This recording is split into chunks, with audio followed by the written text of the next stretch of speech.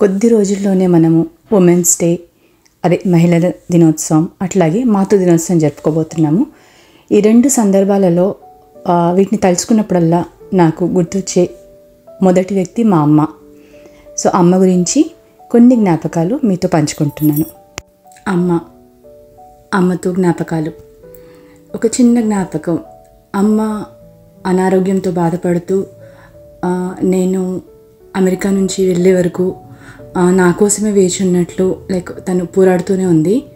నేను వెళ్ళిన కొద్ది రోజులకి అమ్మతో అనారోగ్యంతో ఉన్నప్పటికీ నన్ను చూడగానే ఇక్కడ మన వైపు అంటే కొన్ని ప్రాంతాల్లో కూతుళ్ళకి నమస్కరిస్తారు. ముఖ్యంగా అల్లుళ్ళు కనబడితే చేతులు జోడించి నమస్కరిస్తారు.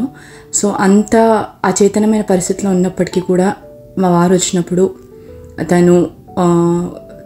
తన రెండు చేతుల్ని జోడించడానికి ప్రయత్నించి అల్లుడికి ఆ స్థితిలో ఉన్నప్పుడు కూడా మర్యాద అందజేయాలనే తాపత్రయం ఒక జ్ఞాపకం.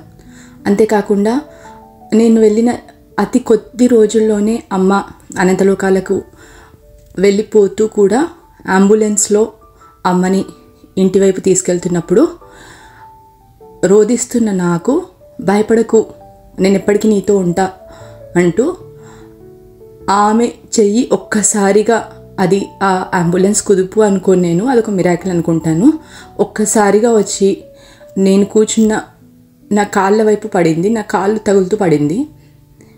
వెళ్తూ కూడా అమ్మ కూతురికి ధైర్యం చెప్తూ కాళ్ళకి దండం పెడుతూ వెళ్ళింది. అది మా అమ్మ సంస్కారం.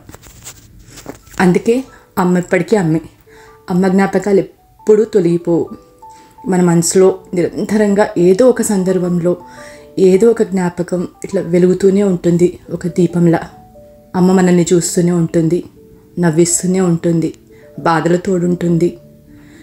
కష్టం వచ్చినప్పుడు నేనున్నాను అని ఏదో ఒక విధంగా మనల్ని వెన్ను తట్టి ముందుకు నడిపిస్తుంది.